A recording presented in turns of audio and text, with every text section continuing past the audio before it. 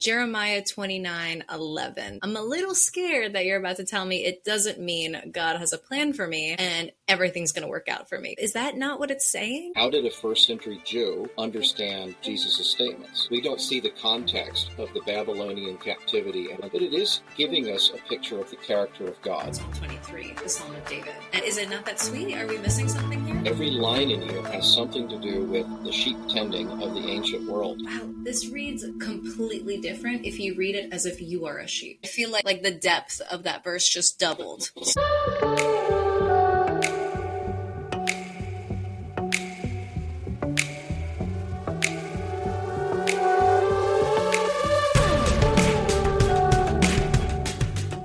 Hello. Welcome to Biblically Speaking. My name is Cassie Bellino, and I'm your host.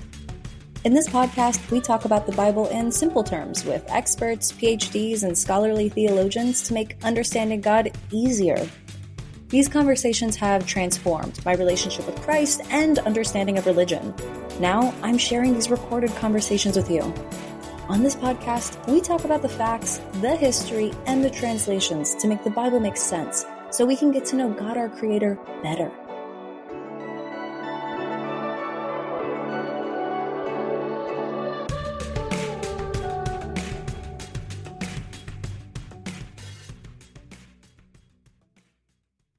Hi, it's Cass. I wanted to first start off by saying thank you for listening. I created this because I could not find it anywhere else on the internet, and it takes a very small team and a large upfront investment to make it all possible. I really hope that you find it valuable. I would never expect anything from my listeners, and I'm always going to do my best to first outsource support from brands. However, if you do find value in this episode, I invite you to contribute an amount equal to the value that you have received, either through a one-time or a monthly donation linked in the show notes below. I understand that not everyone, though, can donate monetarily. So I ask that if you love Biblically Speaking and you cannot donate, please show your support by subscribing to this channel wherever you're listening so that it tells the hosting platform to show Biblically Speaking to more curious and confused Christians. In exchange for this support, I personally promise to you to always create the highest quality production possible. Thank you so much for listening. Now let's get to the show. I'm really excited to talk about our topic today about translations. I'm excited about this as well. I've been thinking about the original languages and translation and even interpretation issues for quite some time. My background is in both Hebrew and Greek, and along with that, the different languages that help us understand something about rare words in Greek and Hebrew. Translating, the things that I notice when I'm reading that sparks my interest is when I see something I know isn't typical.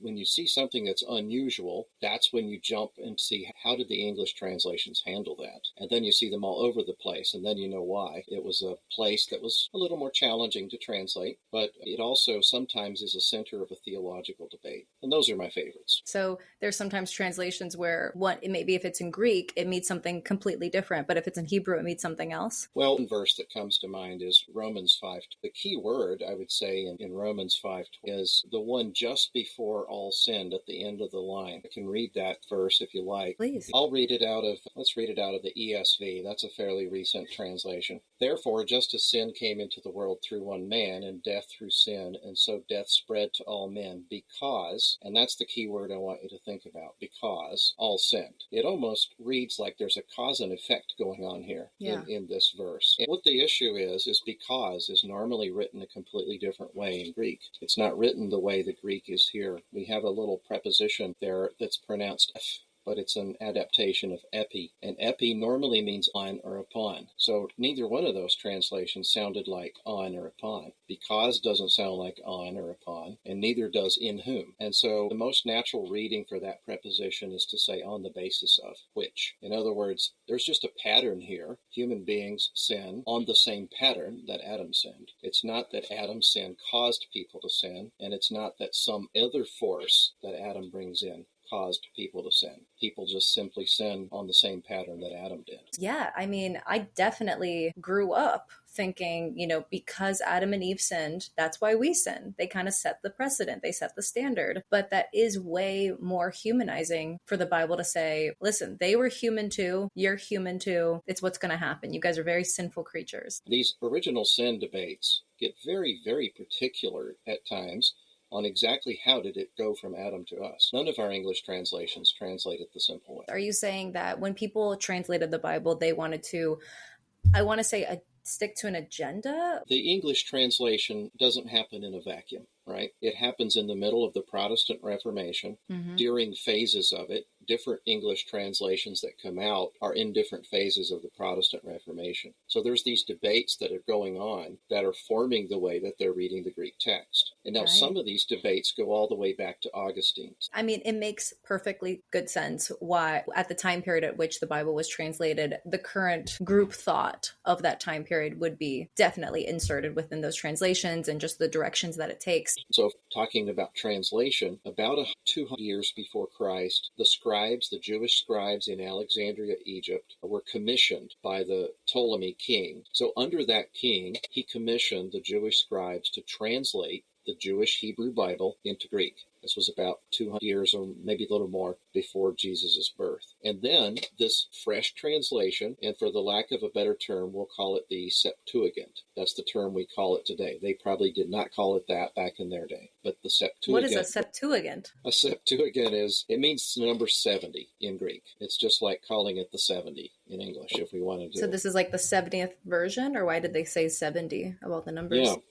So the tradition has it that when the Torah scroll, that's Moses' first 5 books, was being translated, the committee of translators was 70. 70 people. 70 people worked on it. And how were those 70 chosen? They were already Jewish Torah scribes. That was their expertise. They were fluent in Greek, fluent in Hebrew, and they would be the kind of person that if you saw them in the marketplace and you had plenty of time and you paid them enough money, they could produce for you a manuscript of the Torah from memory. Yeah. Oh my gosh. This was during Egyptian times under King Ptolemy. Yes, in the Egyptian sphere of the world and under the Ptolemies, the Greek Ptolemies. Before Jesus was born. Yeah. A couple hundred years before. We don't have an exact date. We have some conjectures about that date that are all landing somewhere around 200, something like that. And the other thing is they didn't stop there. They translated the Torah, and then they kept going and translated the rest of the Hebrew Bible. And we don't know how many people worked on the rest. But the whole thing is still called the Septuagint because the 70 translated the Torah. That's why the name. Got it. When going back to the Dead Sea Scrolls, they found multiple scripts in multiple languages. What does that suggest? That suggests that the community was already doing translating work, making sure that they could translate the Hebrew text into Greek and into Aramaic for people that didn't speak Hebrew. So you're saying the scrolls were all the same text, just different translations? Or are you saying that, because I guess I assumed that one scroll was written by Peter and another was written by Moses, and we just happened to stumble upon the original text, but that doesn't sound like that's correct. These would be all scrolls that were copied from other texts that this community kept. So think about a manuscript collector culture who collects manuscripts from all over, and they want to make sure they have a copy in their scriptorium of every manuscript that's out there. And then they may make copies for people who need it too.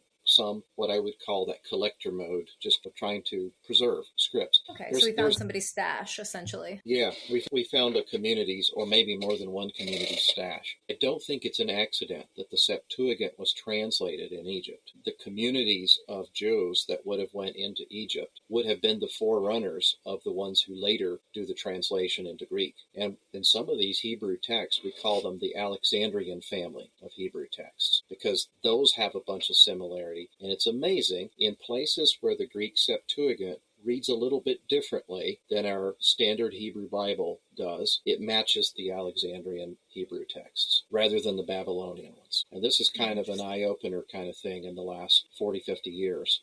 It's like, oh, there's more than one Hebrew text tradition, and the Greek Septuagint Bible in books outside of Torah and Isaiah used a different text tradition than what is now in the Masoretic Bible. That all translators use. Like if you're translating the newest English Bible, you're going to translate from the Masoretic text on the Hebrew text. I think a lot of people just in the conversations I've had, people say, one of their biggest things is like, look, there's contradictions. There's been so many translations. How can you trust the Bible? I feel like we hear that pretty often in the biblical debates. But at the end of the day, it's not a malicious intent to not be aligned. It's not somebody reading the Bible or translating the Bible and intentionally making up something to make it different than what actually happened. It's just, in reality, the story is told by people who experience the same event differently. Yes, especially when you got multiple eyewitnesses on the same event.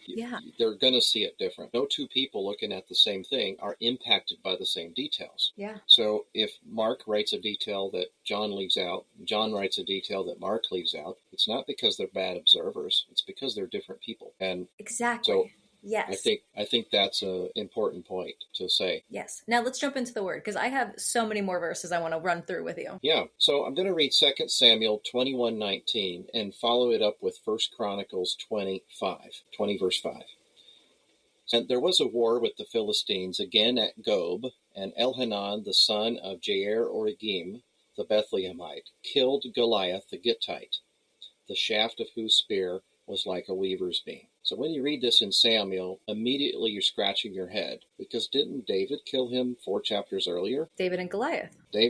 Now we got Elhanan killing Goliath. Now, this is sort of the wow moment. Chronicles 20 is telling the same story as the 2 Samuel 21 was doing. And there was again a war with the Philistines, and Elhanan, the son of Jair, and that particular edition left off the place where Jair was from, but struck down Lachmi, the brother of Goliath, the Gittite, the shaft of whose spear was like a weaver's beam. All of the same details, but we got a different identity for the one who died. It's not Goliath, it's Goliath's brother. And it's clear that Goliath is a name in 1 Chronicles because Lachmi is his brother. If it's just a class nouns don't have brothers. Names of people have brothers. So, in biblical commentaries, this thing was tossed around as, oh no, one of these books is in error. Which one?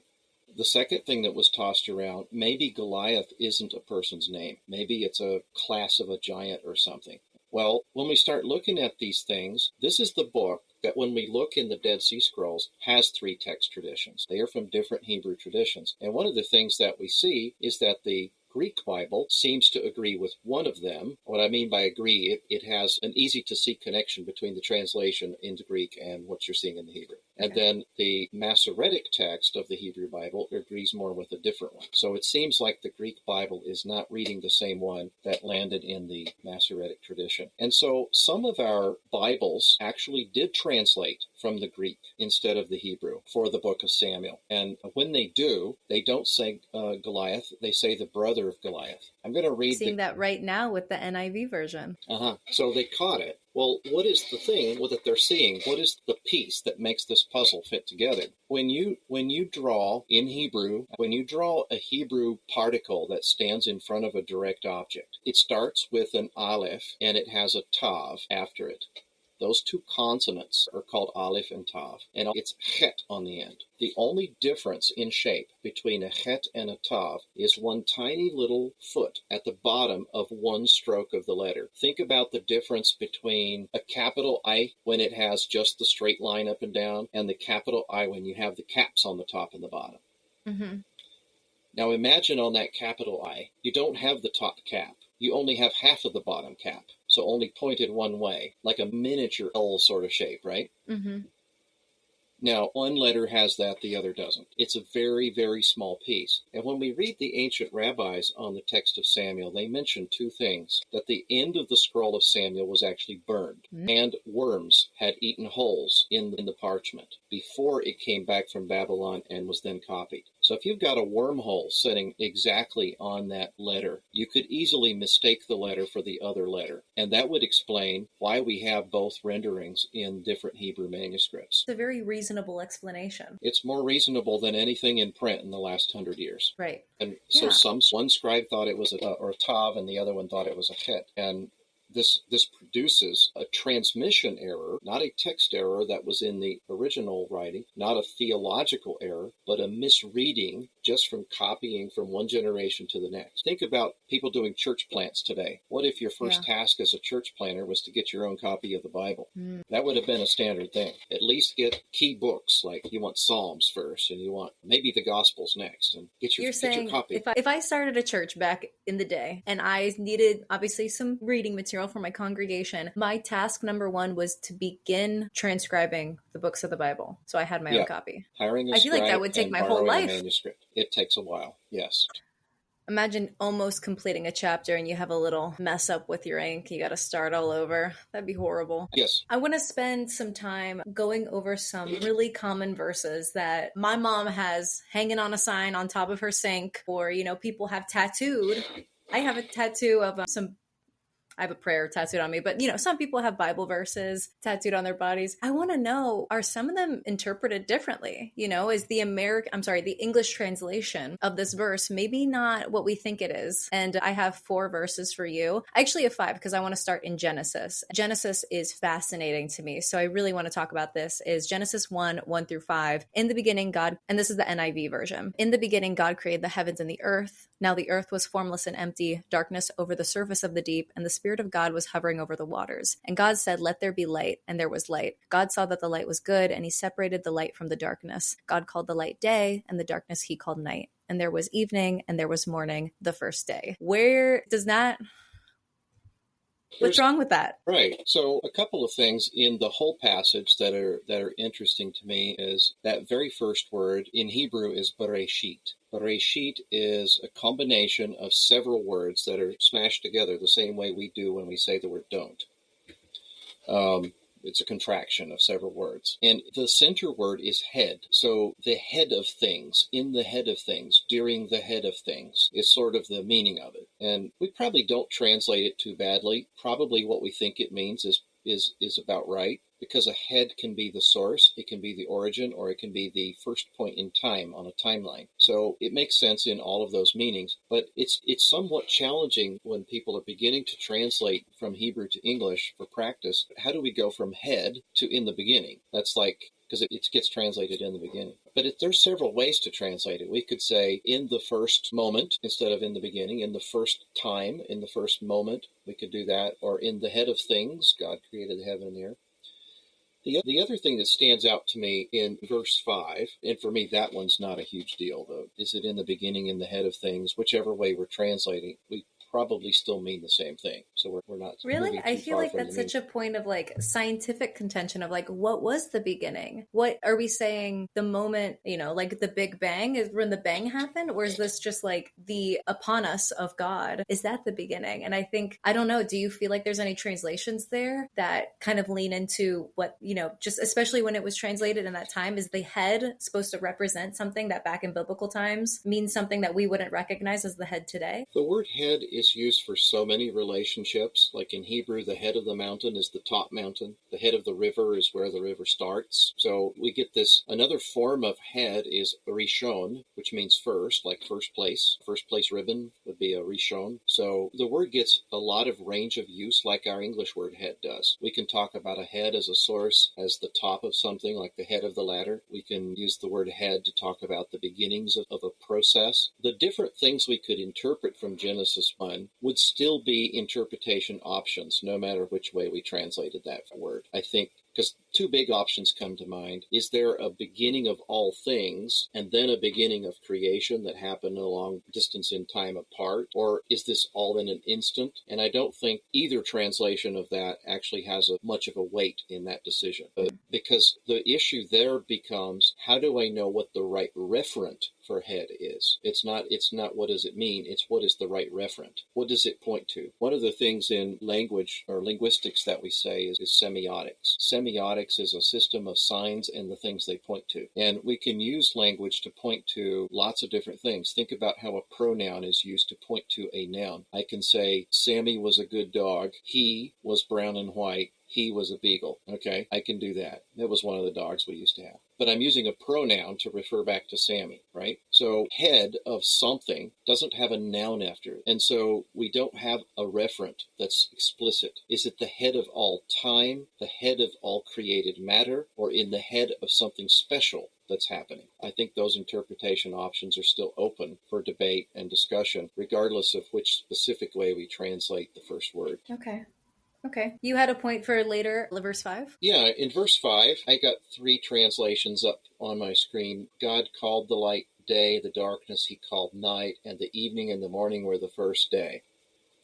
God called the light day, the darkness he called night, and there was evening and there was morning the first day. And God called the light day, and the darkness he called night, and there was evening and there was morning one day. Those translations kind of evoke little bits of differences on how we're referring to that day. It was the first day out of many, or it was the first day as a apposition tacked on to the sentence, or it was one day, not necessarily a numerical number. Like it didn't number a sequence, it's just one day. So we have three options that seem to be suggested by the three translations I read. And I read King James Version, English Standard Version, and New American Standard Bible. When I teach Hebrew, this is one of the verses that we go over in beginning Hebrew, very early on. It's one of the first verses I have students read, and when we first start to translate, we get into that verse pretty soon.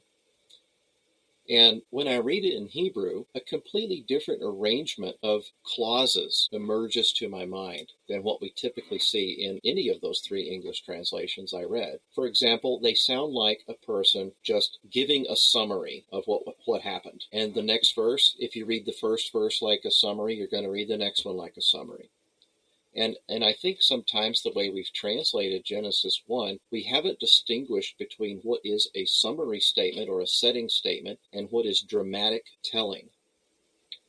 When you tell a drama to a group of people, you don't put clauses in the same order that you do when you're just giving a summary. Like if your friend said, "Oh, you went shopping yesterday, what happened?" "I went to Walmart, I went to the mall, I went to somewhere to eat, and I went home." That's a summary. But if you say, "While I was at the mall, I ran into this person I hadn't seen in a while, and I said, 'Oh, wow, how are you?'" That's dramatic, right? It's not just a summary. So when I'm reading through this in Hebrew, there are things that are not natural clauses here. When reading along how the words are connected and then the clause markers that are there, it suggests something else to me. And I've translated it this way. And God called the light day, and the darkness he called night. The first half is pretty similar. And there was evening, pause. And there was morning, pause. Day one. It's not organized the same way as the first day. It's not organized the same way as a tack-on clause for a preceding clause. It's organized as its own separate clause. One day, day one. And we do this when we're being dramatic. We would say there was evening, there was morning, day one. Whoopee. And that's exactly how it reads. So what do you think it's suggesting with these? I guess, what's the takeaway? When people orally handed down stories from the ancient world to the next generation, they were usually orally told by a dramatic retelling of the event. And what we have recorded here in Genesis, in Hebrew, is Moses giving us the dramatic version, as a storyteller would tell it. It's not a narrative summary. It's not just blah, blah, this detail, that detail, and now let's all fall asleep. It's this happened, and then right when we pause long enough, whoa, this happened. You know, somebody's in front telling this to the kids. We have a recording of a dramatic telling of Genesis, and we should read it that way. We should read it as a dramatic telling of the story of God. Running my own podcast, I'm always moving too fast. I'm finding guests, I'm editing episodes, I'm creating reels, or guesting on other shows. Not to mention, I just live in a world that moves fast. Notifications, trends, endless to-do lists. You know what feels like a blessing in all that? Slowing down. I'd love nothing more than a moment to pause, be present, and choose something timeless. That's exactly what Dwell Label is all about. When I first discovered Dwell Label, it wasn't just about the clothes. It was about a mindset. Thoughtful, intentional fashion that doesn't scream for attention, but instead invites you to slow down. Their pieces are modern takes on classic styles, made to last, not just for the season, but for years. I love that I can throw on a Dwell Label outfit for editing in a coffee shop, Bible studies, or looking professional in an interview. It always feels right. Comfortable, effortless, elevated. And here's the best part. Dwell Label does not just talk about rest. They live it. Their website literally doesn't work on Sundays because they believe in pausing and dwelling on what matters most. So if you're looking for high quality, timeless fashion that aligns with a lifestyle of intention and presence, I can't recommend Dwell Label enough. Shop Dwell Label with the link in the show notes and use my code BIBSPEAK15, BIBSPEAK15 for an exclusive discount at checkout. Take a breath, slow down, and dwell in the good things. Now, back to the show.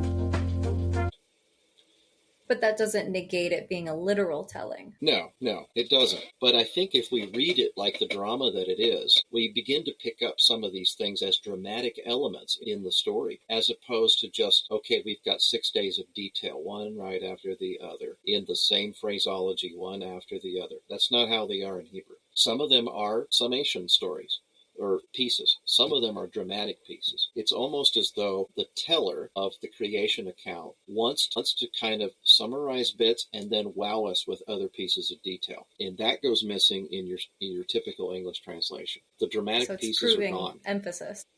Yeah, emphasis. There you go.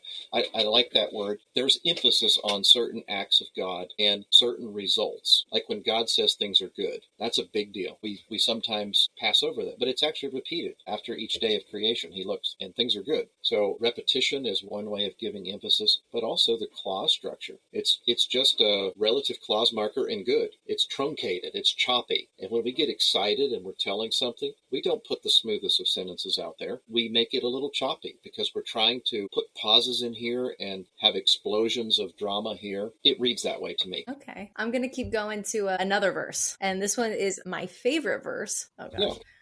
Jeremiah 29:11. This is my confirmation verse. I love this verse. Hits home for me. So I'm a little scared that you're about to tell me it doesn't mean God has a plan for me and everything's going to work out for me. Because, right, this is the way that I read the verse. It's the NIV version, Jeremiah 29:11. For I know the plans I have for you, declares the Lord. Plans to prosper you and not to harm you. Plans to give you hope and a future.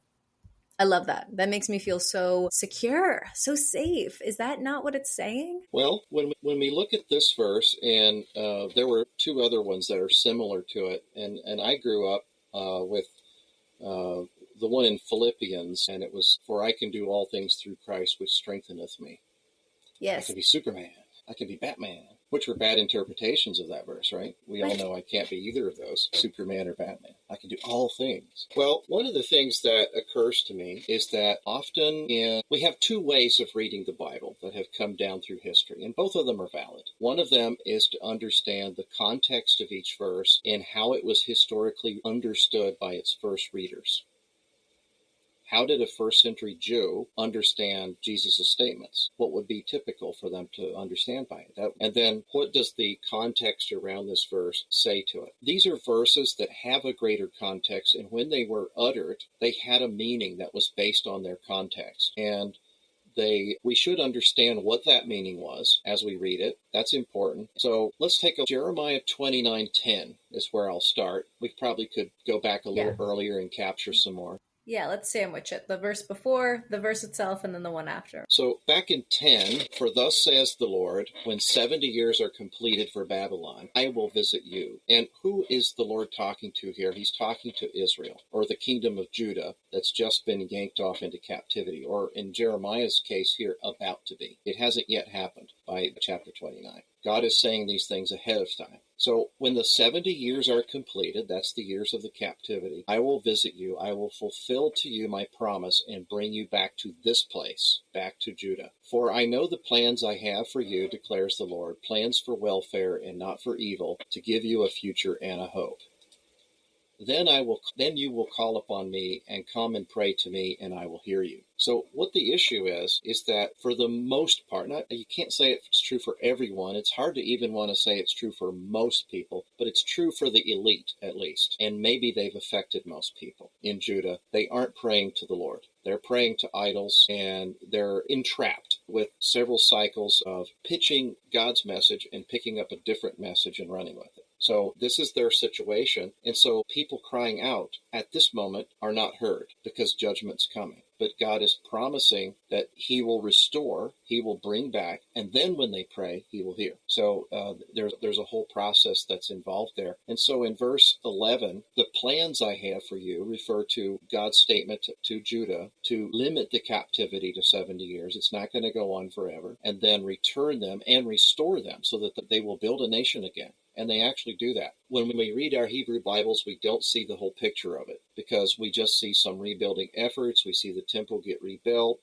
a lot of internal struggles and strifes. We don't see much more about that. But there's a book that was written between the Hebrew Bible and the New Testament called the Book of the Maccabees. There's book 1 and book 2. And in the books of the Maccabees, it details them becoming a powerful nation again during the time when the 2 Greek regions had gone to war and devastated the land. And in that power vacuum, they emerged powerful again for a while.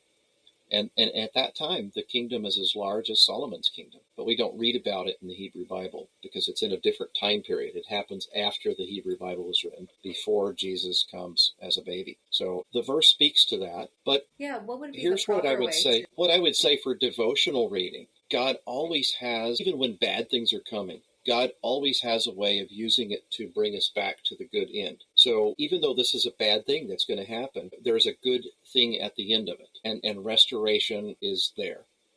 So if we read it alone as verse 11 by itself, we don't see the context of the Babylonian captivity and the return. It's kind of chopped off there. But it is giving us a picture of the character of God. And this is how God generally operates. So in this kind of thing, it's not a bad reading to say, well, God has plans for me too. So And sometimes we have to separate Philippians. those two readings. Yeah, Right. Go ahead. And I can do all things through him who gives me strength. It's not saying that you'll be all powerful like Superman. It's saying that when that hard time comes, God will give you the strength to get through it.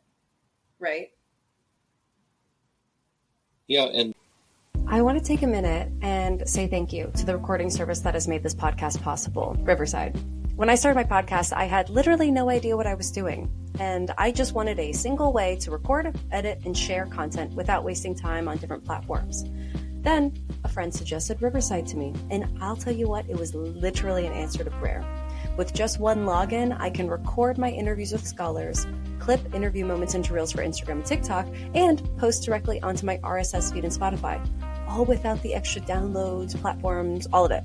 So for the curious and confused people like me, the best part is that the crew at Riverside actually listens to their users when they need help.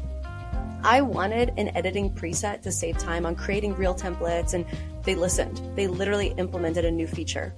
And since using Riverside, my social clips have reached over 1 million people each month. And I haven't even unlocked all the features yet. Live streaming is going to be next. So if you're considering starting a podcast, or you just need to edit at a pro level for content or interviews, I cannot recommend Riverside enough. If this is helpful for you, I ask that you click the affiliate link I provided in the show notes description. It costs nothing extra to you, and it gives a small kickback to me, which helps the channel stay alive. Thank you so much. Now back to the show.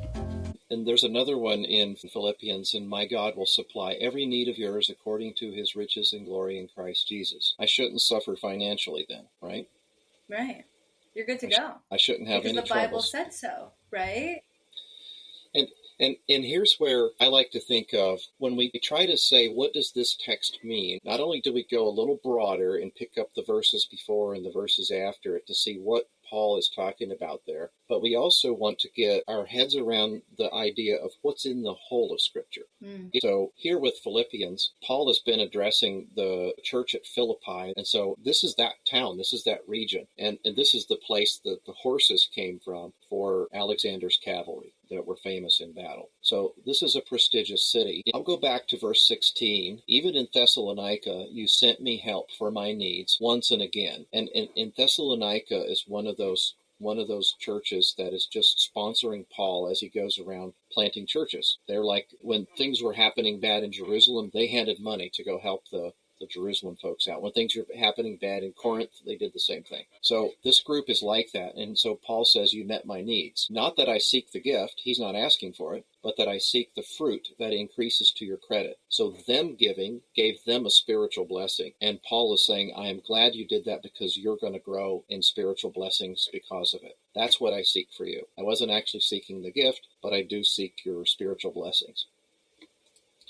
I have received your full payment, and more. I am well supplied, having received from Epaphroditus the gifts that you sent, a fragrant offering. What was that? They sent him some cologne in the mail, something like that. Some perfume. Well, that can't be bad, right? And a sacrifice acceptable to pleasing to a God. And here's what we realize. He's using the fragrant offering. They're giving gifts to him to help the ministry. Metaphorically was a fragrant offering up to God. And now we see the metaphor is related to sacrifices and incense. So their giving is parallel to a sacrifice. He didn't really get cologne in the mail, but it makes us wonder sometimes when Let me read just a phrase. A fragrant offering, a sacrifice acceptable, pleasing to God. And my God will supply every need of yours according to his riches and glory. Now we see the bigger picture. They gave sacrificially to help God's mission grow. Now God will supply every one of their needs. There's something in there with that context that if we just take the verse and go with it, we miss what's happening. It makes a different sense in what Paul's talking about if we realize that this is on the tail end of just having received a bunch of stuff from these guys. How many times do we do this in speech? Thank you for what you gave me. May God bless you. I wish that God blesses you now because you've given to me. It's very similar language here. This is where this verse is located. It's right in that tail end as he's summing up his thought and he's about to say goodbye. He's ending on a high note. He's acting as an ambassador of God to say that God's going to give you stuff. Right as he's closing off. It's not saying like a blanket statement of like, here's a rule. I can do all things through Christ who strengthens me. It's the context of, well, I've been given supplies. I've been given resources. Because of that, I'm very strengthened. That is because of God. Thank you for your service. You have to see it as such versus just taking that blanket statement of like, see right here, he said I would be good. So I feel like this is one of the most popular, one of the biggest, and it's the Psalm 23, the Psalm of David. And do you want to read the whole thing, but give emphasis to the area that needs more clarification? Let's have you read it in whatever version you like. Got it. Okay, I'll read it in NIV. So Psalm 23, the Lord is my shepherd, I lack nothing. He makes me lie down in green pastures. He leads me beside quiet waters. He refreshes my soul. He guides me along the right paths for his name's sake. Even though I walk through the darkest valley, I will fear no evil. For you are with me. Your rod and your staff, they comfort me. You prepare a table before me in the presence of my enemies. You anoint my head with oil. My cup overflows. Surely your goodness and love will follow me all the days of my life, and I will dwell in the house of the Lord forever. Ah, oh, so sweet. My cup overflows. I love that. Yes. One of the things that comes to mind, go ahead. I was about to say, but is it not that sweet? Are we missing something here? Would we want a bunch of oil dumped on our heads? That could be a real mess, couldn't it? And yet it's in there. I see anoint, I see like a thumbprint of oil, not like a mass. Try a 16-ounce jar of olive oil. No. My that's the overflowing cup. It's flowed over. Here we go, buddy. Lots of oil. Yeah, it's there's pieces of it that makes us scratch our heads. What's going on here? It's obviously got a good tone to it. We like what it says. It sounds very caring. Someone's caring for us, right? And that is the point of the psalm. God cares for his sheep, us. But we often miss the metaphors in here because we don't realize that this is about sheep tending. Every line in here has something to do with the sheep tending of the ancient world. And David was a shepherd. He guarded sheep in his lifetime before he became a king. And so he's comparing God taking care of David the same way as David used to take care of the sheep. In the life of a sheep herder, there's a season, there's a cycle about taking care of sheep. It lasts about a year, and then you have to repeat the cycle again. In the ancient Near East, even modern Near East, this is still true, you have rainy and dry, rainy and dry. So when are your rainies? Your rainies are the spring and the fall. Your dries are the summer and the winter. But that's how they name it, the early rains and the late rains in the year. And so you see this phrase in the Bible a lot, the early rains and the late rains, or just one of the two phrases. And sometimes that misses our attention. We don't know what that means. But it's because that's the time of the year you get a lot of water during the spring rains and the fall rains. The summer you don't. It's dry. Winter is also dry. So the sheep cycle is built around the weather cycle. So the Lord is my shepherd, I shall not want. This is the attitude of the sheep. I've got a good shepherd guarding me. I won't have anything that I need. He's going to make sure I have what I need. When we think about this in a modern secularized world, I shall not want means I'm going to get everything I want. That's a bad interpretation because it isn't about we won't have desires, and it doesn't mean that all of our desires are fulfilled. That's not what's happening here. What's happening here is that the sheep won't have anything lacking in the things they need because the shepherd is good. All right. He makes me to lie down in the green pastures. This is the early rains. This is the spring. He moves them out of the barn lots near the village and moves them up to where the grass is starting to grow in the spring. So he makes me lie down in the green pastures. He leads me beside the still waters. The waters are still at this time of the year. And so as the sheep moves, he keeps guiding the sheep to where it's green and where the waters are still. If you take the sheep past fast-moving water or dangerous water, they jump in and they drown, or they get ripped ripped off downstream and their life is at risk. So the shepherd has to know where the wadis are and which thing is flooding and when, and make sure. Sometimes the shepherd leaves the sheep with other shepherds and goes on ahead and scouts out the path and then comes back to make sure that he's leading the sheep to good grass and good water that won't harm the sheep. Bad water is also a place for predators to ambush the sheep from, and so you want to bring the sheep to a good place. He restores my soul. He leads me in paths of righteousness for his name's sake. When we think about a righteous path,